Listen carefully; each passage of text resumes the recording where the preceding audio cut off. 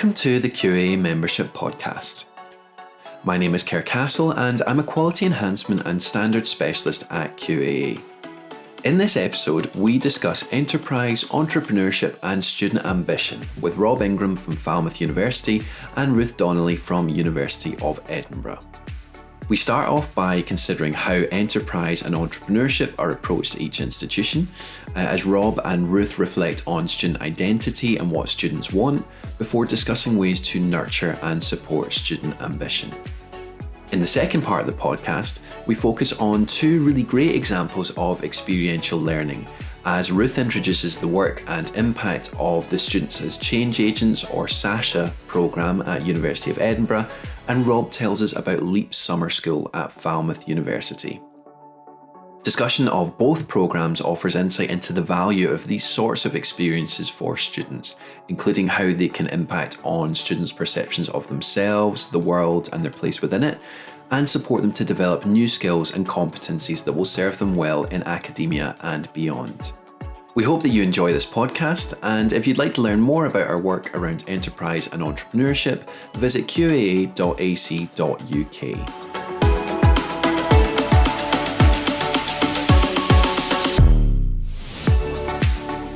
First up then, I'd like to invite each of our guests to introduce themselves and tell us a bit more about their providers and their approaches to enterprise and entrepreneurship education. So Rob, would you like to introduce yourself, please? Yeah, hi, I'm Rob Ingram, Head of Employability at Falmouth University. I've been at Falmouth for about 2 years now, having previously been responsible for employability and student enterprise at UWE in Bristol. So at Falmouth, student entrepreneurship is a pretty big deal. We've got over a quarter of our grads go into some form of self-employment primarily, and around 40% doing some sort of self-employment. And so for those who don't know, Falmouth is a smaller university with around 6,000 students. We're located about as far southwest as you can go in the UK. And we deliver primarily creative courses, but also courses such as business and computing as well. So I suppose enterprise entrepreneurship education is probably contextualized to students in a few ways. So the first way would be, I think, taking those broader definitions of enterprise and the related competencies, and that those things are delivered through the curriculum. So essentially learning through enterprise. In some cases, the curriculum also covers some of the more practical aspects of self-employment and entrepreneurship as well. And I think alongside the curriculum, there's a broad range of and extracurricular initiatives that students can get involved with. Drums Den program, and we've got a rolling 5-week entrepreneurship program, a student incubator, and a number of other events and activities throughout the year. And then we've got our incubator Launchpad, which is pretty unique in HE, and it takes teams of students to develop companies that address demand, but that's delivered alongside a master's course in entrepreneurship and includes stipends to help the founders become established. So probably contextualized in those 3 ways. Thanks, Rob. And Ruth, would you like to introduce yourself, please? Yes, happily. I'm Ruth Donnelly, Assistant Director at the Careers Service at Edinburgh University, which, for those who are not familiar, is very, very large, especially compared to Falmouth. We're 45,500 students. So we're a research-intensive university, part of the Russell Group, high levels of international students and widening participation students, divided into 3 colleges, which each are as big as a university in their own right. So we have arts, humanities and social sciences, medicine and vet medicine, and the College of Science and Engineering.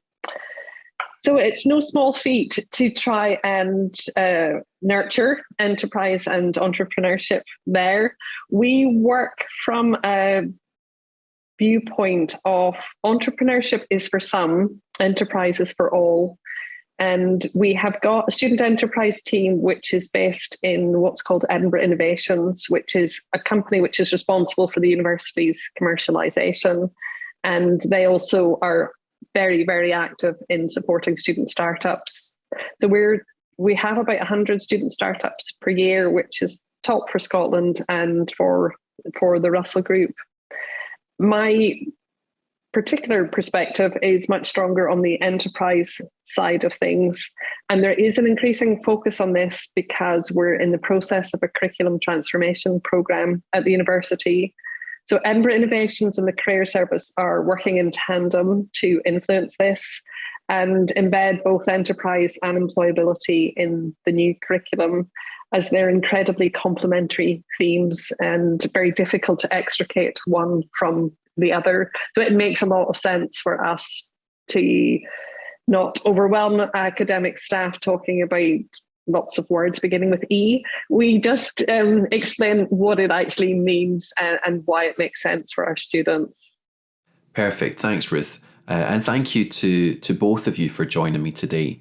So the plan for this podcast is for us to have a conversation about enterprise, entrepreneurship and ambition at Edinburgh and at Falmouth. And with this topic in mind, my first question then is, who are your students and what do they want? It's obviously a difficult thing to generalise about given the size of the university, but I think we could comfortably say that our students are incredibly bright. And what I think differentiates them possibly from other Russell Group universities is there is a very palpable desire to make a difference. So we actually have students who are socially active, very socially active in things like societies, volunteering, possibly doing less work experience than other students because of their backgrounds, not all, obviously. And maybe less interested in traditional graduate training programs than other large universities, which is something that we hear from graduate recruiters. And to try and understand that, we've really probed into what is the driver for students, what do they want after university if they're not going down the traditional graduate training program route. And I think it really comes down to this strong sustainability and social responsibility culture, and the fact that our students want to make a difference, and they want to make a difference from when they're students, not just from when they graduate. So many of them actually set up their own charities and social enterprises while they're students and want to do something that's going to impact.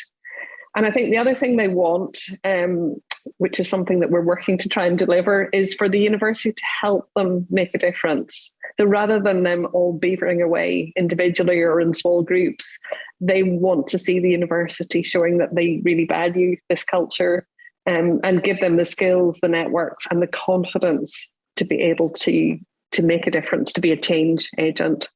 Thank you, Ruth. And Rob, from your side then, what about students at Falmouth? Really similar conversation. And I think linking back to your previous comment, Ruth, about enterprise for all, entrepreneurship for some, I think that is definitely the mantra here as well.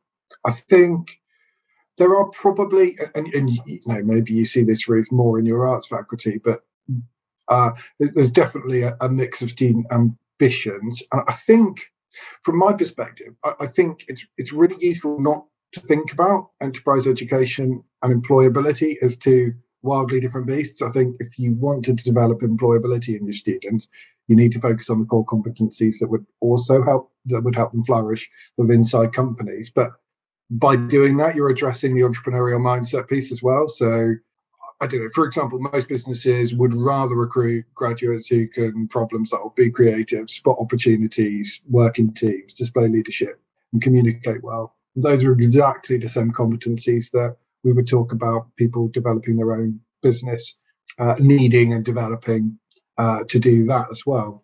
They're difficult to, and possibly not actually that helpful to untangle. And as Ruth said, having too many E's flying around, if we're basically supporting students to develop their core competencies and skills, broadly they're the same skills required, whether they're going to be working for somebody or working for themselves. Specifically, our students, so as I mentioned, we've got a largely creative group of students, and naturally more of them would gravitate towards self-employment and freelance activities specifically. We also have some challenges, or perhaps maybe challenge is the wrong word, but there's certainly less appetite from our student body to participate in graduate training schemes in the same way that Ruth described. So there's definitely more of a desire for our graduates to be carving their own path. We definitely seem to be driven by values, perhaps more than chasing salaries. Framing that around our geography as well. So we're one of the most deprived areas in Western Europe. Sub-regional labour markets aren't buoyant for graduates. So that gives our graduates some choices around whether they choose to stay and do something locally with us, or whether they choose to move away and do something somewhere else.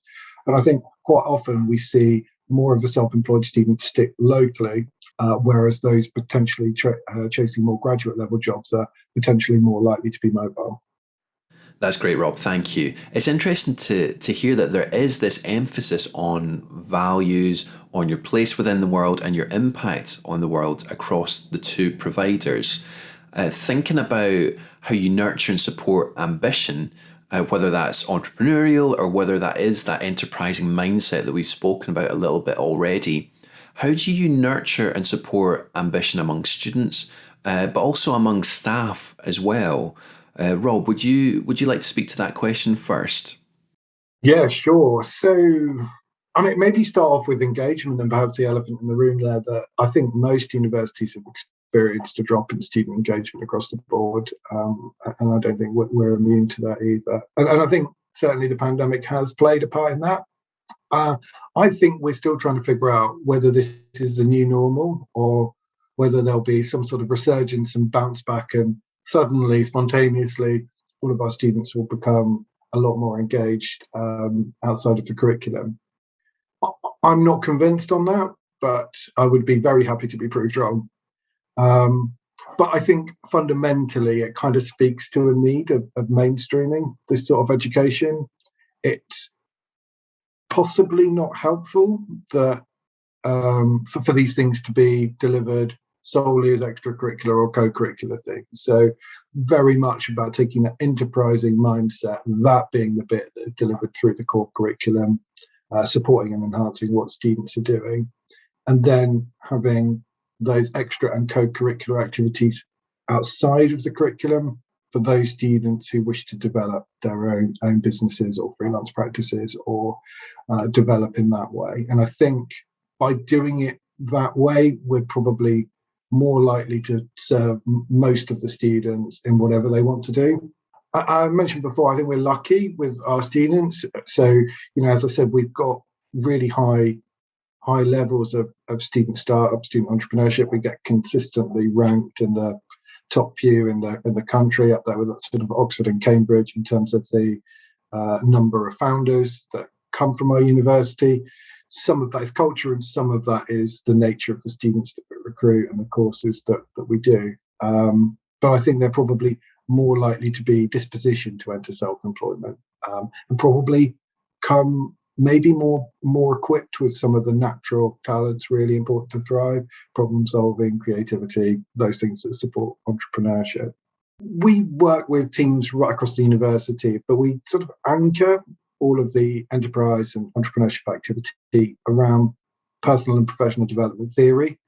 And we've got an in-house model, building on other models that contextualize that. So broadly, first of all, it's about students understanding themselves, their values, their development areas, I suppose, as well, but also about spotting opportunities, helping students to explore options available to them, to get stuck in, and to coin kind of our strategy is to do it for real. And then really importantly for students to reflect on these things so that they can continuously sort of develop.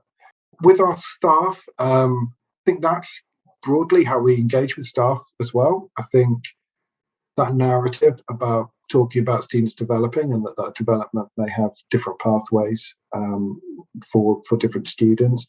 But we've also got quite a high number of practitioners amongst our staff as well. So we have got staff who are running their own businesses, who have got their own practices, who do freelance work.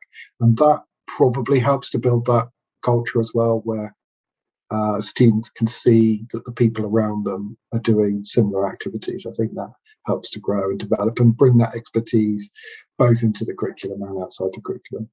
Thanks, Rob. And Ruth, would you like to say a bit more about how you nurture and support student and staff ambition at Edinburgh?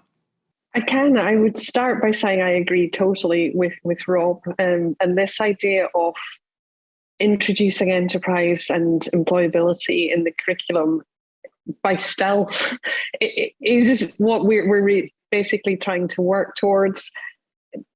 Similar to what I was mentioning earlier, I don't think if we badge it as employability or as enterprise, it's necessarily going to go down particularly well with academics, or in some case with students, and there is the risk that it can be overwhelming. But if it's badged along the lines of personal professional development, then it makes sense to people.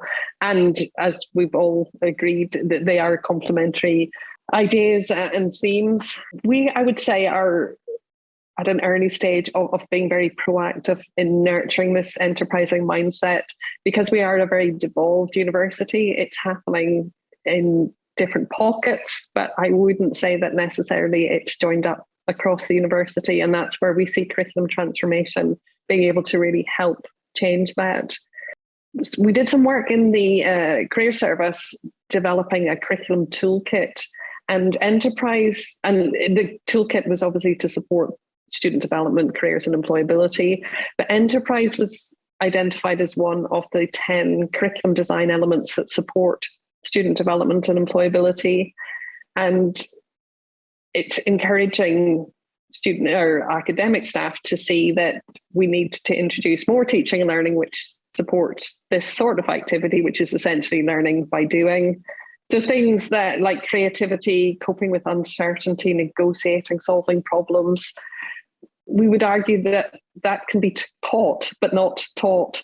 And there's no point in delivering lectures on any of those. Students need to get their hands dirty through things like group projects, presentations, work-related learning, work experience, and real-world challenges, which I'll obviously go on to talk about shortly.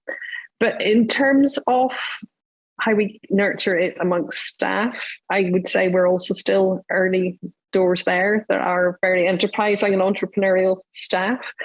But one of the things that I think could be helpful for our students and for the growth of acceptance of this as part of the culture at the university is relating to what I said before, or the culture of sustainability and social responsibility is not exclusive to staff or to students. And I think that if we're very explicit that we recognise that we're all in this together, we're all pulling in the same direction, no one necessarily has all the answers for helping with sustainability or social responsibility issues. And if we can all see ourselves standing shoulder to shoulder within the university and outside with external partners, so all working on the same level as that, I think that can go a long way to helping the enterprising mindset from both students and staff. Thanks, Ruth. I do think that we now need to call this podcast Enterprise by Stealth. It sounds then like you're both alluding to there, a key element is timing. It sounds as if this needs to be a day one thing as opposed to that feeling of enterprise and employability being a bolt on or something that can be added in. So that's really helpful. Moving into the next part of the podcast, I'd like each of you to tell us about individual projects you're running at Edinburgh and Falmouth, which promote the kinds of skills and experiential learning associated with enterprise and entrepreneurship education. So Ruth, are you happy to start with the Students as Change Agents programme? I am indeed. Students as Change Agents, or Sacha for short, is challenge-led experiential learning program. So essentially, students work in small interdisciplinary teams that are also multi-level, so from access students right up to PhDs, and they tackle wicked challenges, so those complex challenges that there are no simple solution to, that have a social, environmental, or economic impact. And those challenges are posed by organisations who have a vested interest in the ideas that students generate through looking at the challenge in depth. Some examples of the challenges, just to bring it a bit to life, overconsumption in the fashion industry, how to make Scotland a more welcoming place for refugees, how to rebuild sustainably post-COVID, different areas such as music, tourism. And we've had a huge amount of interest from students because these are areas that are close to their heart. But what Sacha does, as well as raising the challenges in people's minds, is give them the skills to tackle those. So we provide them training in design thinking, communication, well, teamwork more than communication, but the opportunity to practice that communication and using data to solve problems. So data is a very strong theme at the university. We're part of a larger city region deal, which it has the ambition to make Edinburgh the data capital of Europe. And we wanted to make sure that Sacha upskilled students in using data and in tackling these challenges. So at the moment, it's delivered as a co-curricular program, exclusively online since the pandemic, and that's helped to facilitate the interdisciplinary side. We have between 150 and 200 students per year going through the program, and some, as soon as they finish one program, sign up for the next. And we have ambitions, as we discussed earlier, to impact all students with this Sacha model, because we can see the huge impact it has on students. So what we have done is develop an elective course, which we ran for the first time this semester in our Edinburgh Futures Institute. And we are looking to scale that up quite significantly and work out how we can make challenge-led experiential learning a key feature of studying at university through the curriculum transformation programme. Brilliant. Thanks, Ruth. And then Rob, can we come to you to hear a bit more about LEAP at Falmouth? Yeah, thanks. And actually, I think there's a ton of similarities between the projects. So the project I'm talking through is our LEAP program. And this project was designed to bring together teams of multidisciplinary students to solve real-life challenges set by a range of different organisations in a really condensed timescale. So some of the context of this project was that our curriculum is changing for all courses to include a shared second-year multidisciplinary project module. So that's for all students. And so we wanted to run this project to test out some of the principles that sat behind this. So we had a few kind of core objectives. One was around delivering value. So that's both to the organisations that we're working with and crucially to the students. But that it was a real problem that they were looking at solving and unlocking the benefits for all parties.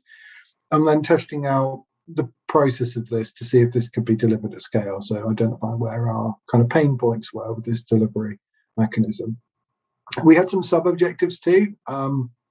This is one of my passion projects, which is around kind of helping students to understand the transferability of their skills into a range of sectors, ones that they might not have been considering. So for year one of this project, we worked with Lloyds Bank, the NHS, Depop and Sky.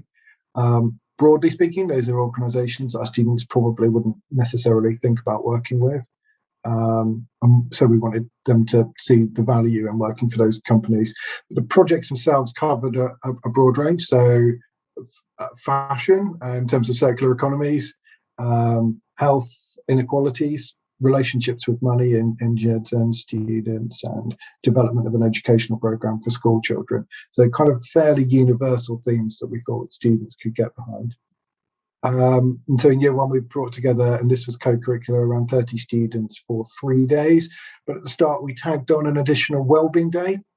This was last summer, so there were still some restrictions in place, and had a fairly high volume of students who were more anxious about being in group settings. So we wanted to give a day for those that wanted to get involved to have an extra day to help understand the context of the following 3 days and get some kind of mechanisms in place for them to manage that. We divided students into teams. There were at least 2 teams per employer partner.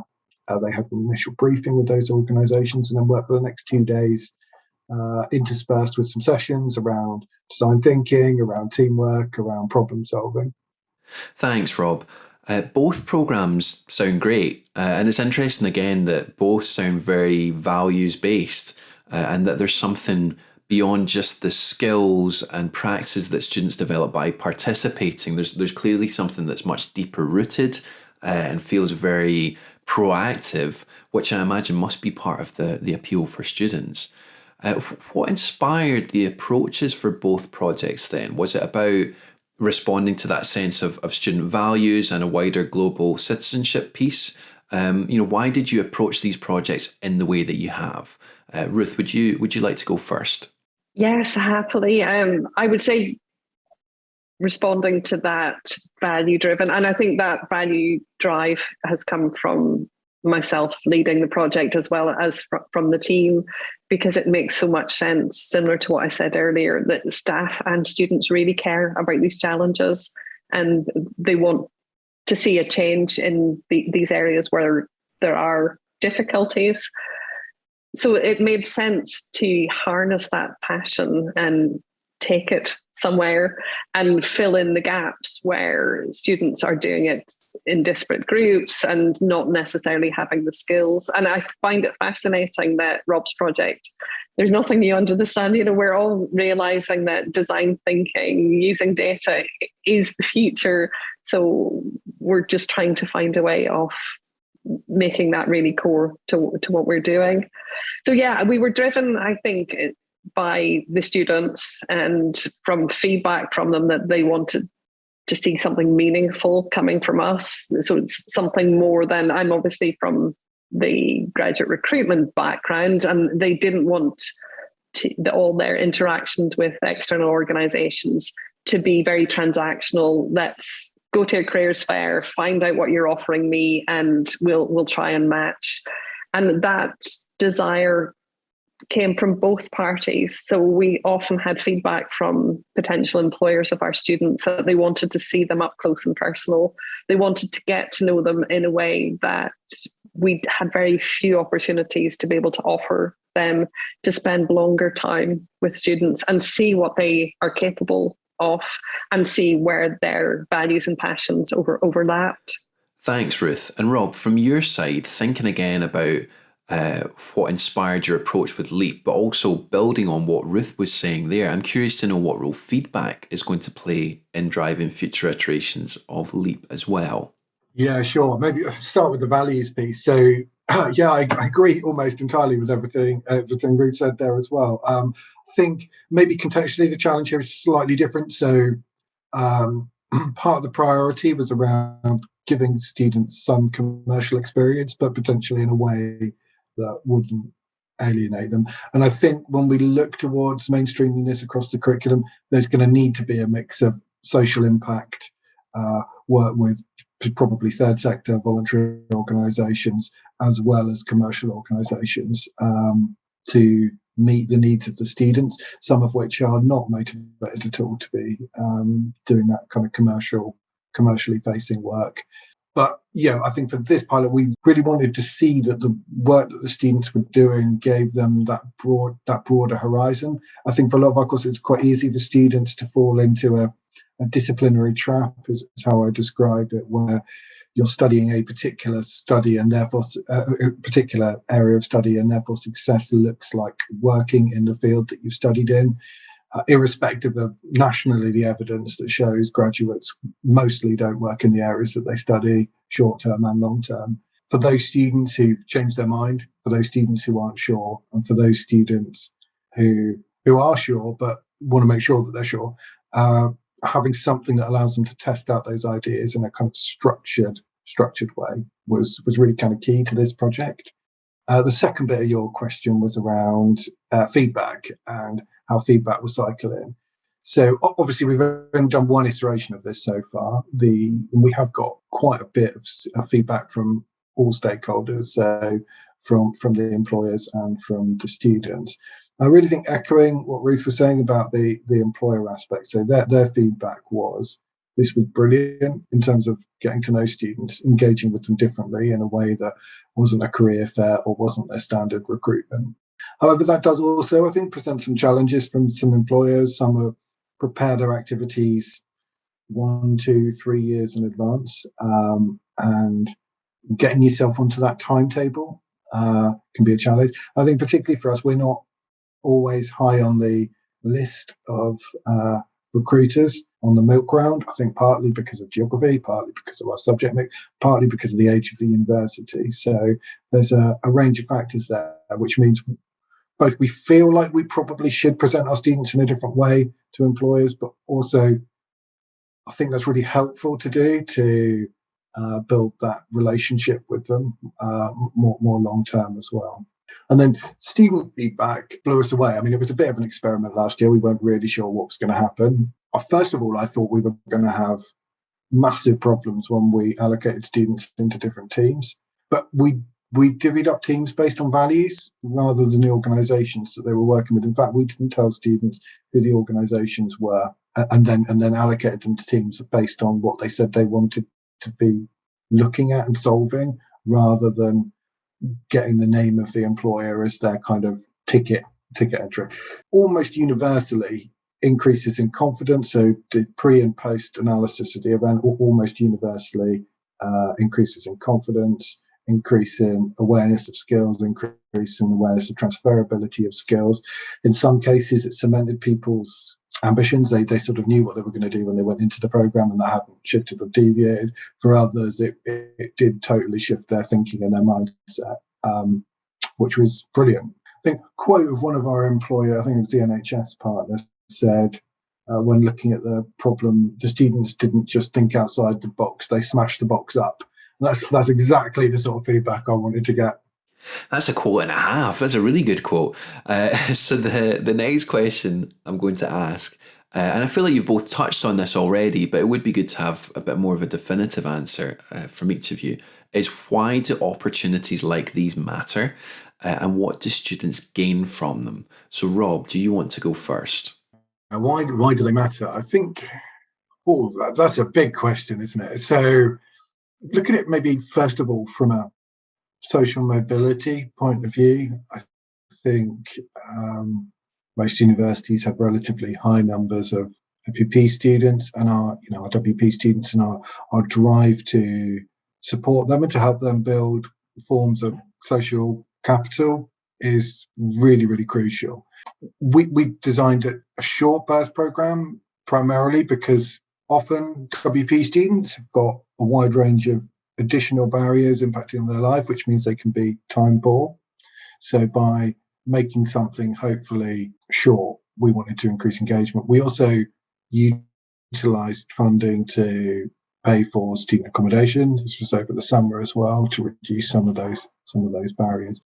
Being able to support our students to share knowledge exchange with businesses felt like a slightly different value proposition than events that help you meet businesses.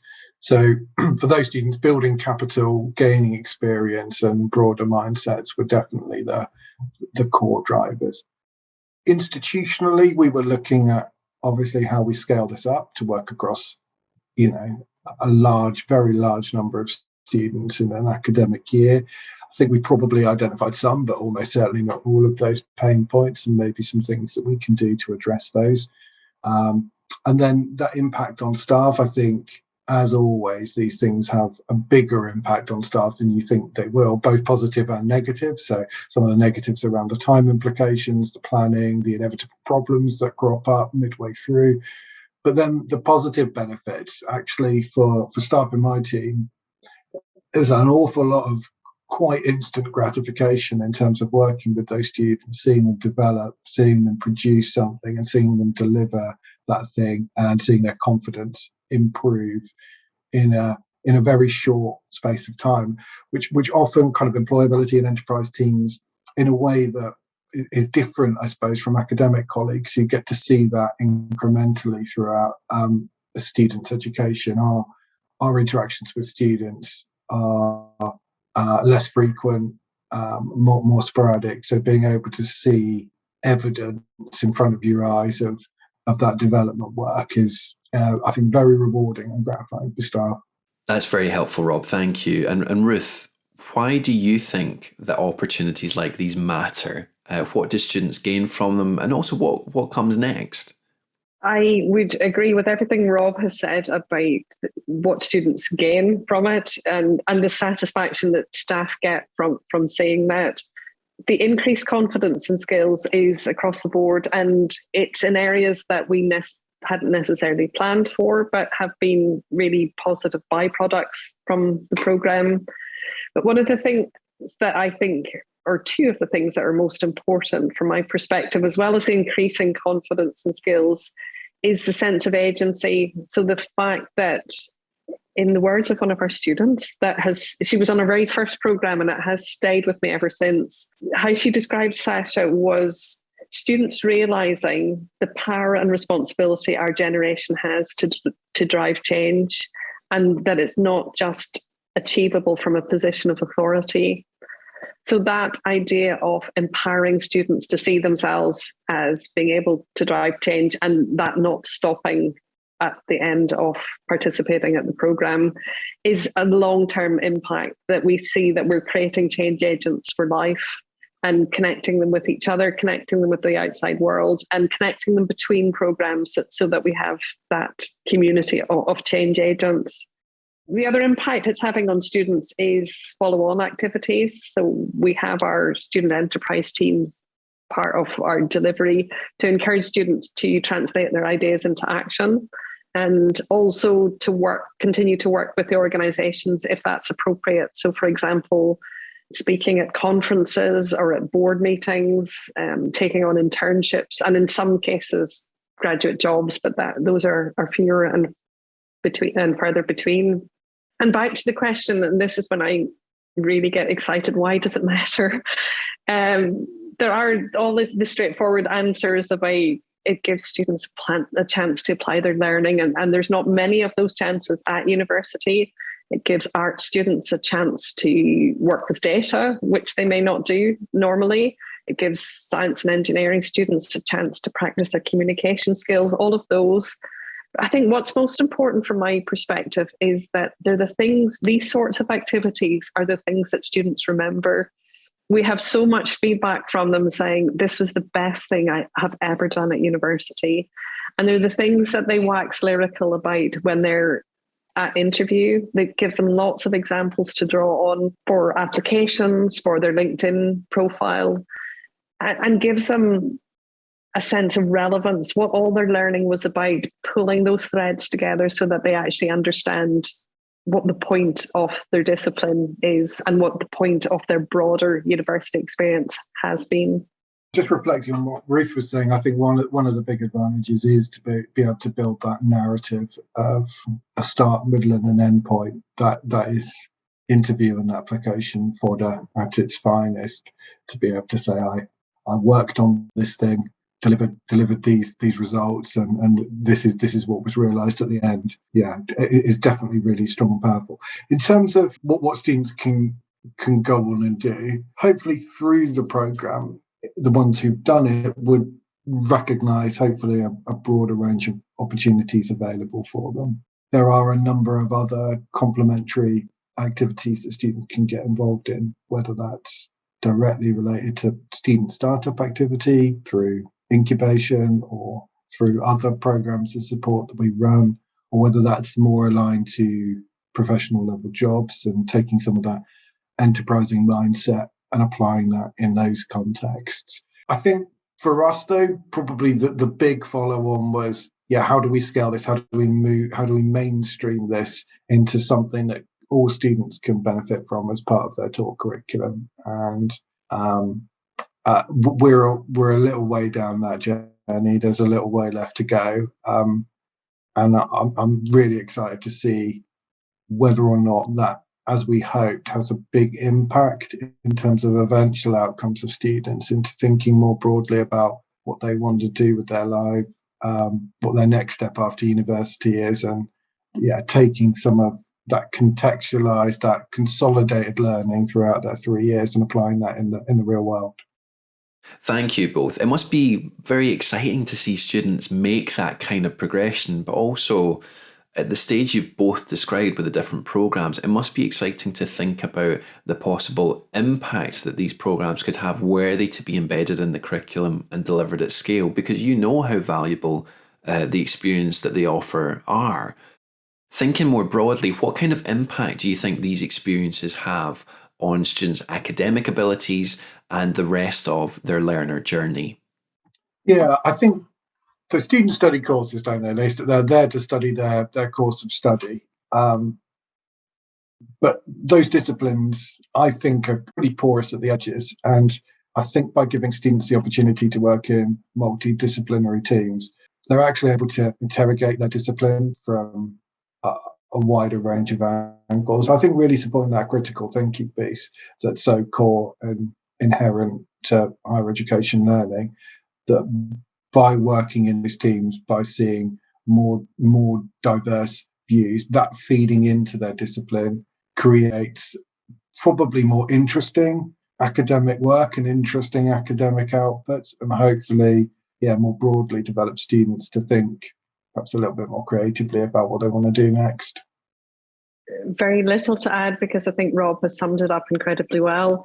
It's something that I must admit surprised me slightly when we sought feedback from students, just how much their university studies have been affected by their Sacha participation, and all to the good that they're using their critical thinking, their teamwork, and their time management. I'm hoping that academics are grateful to us for helping them to develop these sorts of professional skills, because basically a good employable student is a good student, and a good enterprising student has also got the skills that are useful for the university studies. The issue round about discipline identity and how much they take back to their discipline is something that we are researching just now, because it's an area that we think is working really well, but we would like to have some research evidence to back that up and to understand it more deeply, what students bring and what they come away in terms of their discipline. Because the Sacha programme, and I think the LEAP programme by the Science of Two, aren't discipline specific, and yet the disciplines are relevant because it's affecting students' thinking styles and their mindsets. Thanks, Ruth. It'll be really interesting to see what comes of that.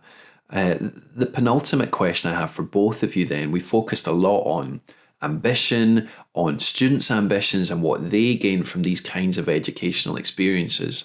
But I'm curious to know, what kind of impact have these programmes had on each of you? Claire, I just love this question, because we focus so much on the student impact, and taking a step back and thinking what impact it has on me and on the team is a really interesting angle to take. From my perspective, I think what it's done is weaving together the golden threads for my career. So I've worked for my whole career round about student development and employer and alumni engagement. And I'm finding it deeply satisfying that I can pull those two angles together in a programme which is having such a positive impact on students. And I think the other thing that has struck me is that it's allowed me to innovate and tackle my own wicked problem. So setting it up in the first place, taking the risk, making the bid for funding, continuing to apply for funding, has absolutely pushed me out of my comfort zone, taught me a lot of new skills, opened up my own networks at the university and beyond. So what I think it's doing for me is what it's also doing for students. And I think that's where it works really well, that the team and myself are trying to embody the values that we want students to develop by being a change agent, essentially. Yeah, I absolutely agree with everything that Ruth has just said. I suppose there's a bit of me that thinks, we took a bit of a punt with this model. We had no idea whether it was going to work. So there was definitely some risk taking there. A bit of me probably enjoys subverting the normal university employer kind of relationships and seeing how that could work differently. But and I think seeing those risks lived out in such a positive way for the students was massively rewarding for the whole team. for the students, and I hope for the employers as well. I think probably all got to see a slightly different way of approaching how universities and businesses could collaborate together. So for my final question, thinking a bit more broadly about next steps for the sector and the future of enterprise and entrepreneurship education, what, from your perspectives, do you think are the key challenges or opportunities that lie ahead? Yeah, so we all know how busy university staff are, and particularly academics. And I think Ruth and I both touched on delivering multiple initiatives to academics is difficult. They've got a really busy workload and seemingly get thrust new initiatives and government directives put on them fairly continuously. So as we've sort of alluded to earlier, I see probably the challenge and the solution around enterprise education being one and the same with the challenge around employability for students. Essentially, at the heart of it is how can we support students to develop and grow and do something that they feel is meaningful after they leave university. I think that brings with it lots of opportunities. I also think the pandemic's created some interesting opportunities in how we work together. That way of working is probably here to stay in some form or another. So ensuring that students have a component of that as part of their delivery of their education, I think will probably be really important to helping them and then whatever the next steps are after university. My answer to that is possibly more optimistic, that I think I've worked in careers for a long time, and I think we're in a position now that we've never been in before, where there is a demand to do things differently. And despite the initiative fatigue that academics understandably feel, they can also appreciate that students are looking for something different. And I think universities who have been proactive in developing programs such as LEAPS or Sacha and lots of other challenge type programs are going to be really well poised to take advantage of those when the universities are looking to have an impact on their whole student population and not wanting to start designing anything from scratch. So these intricate, complex programs that deliver on a lot of fronts, I think their time has come, and I'm very excited to be part of that.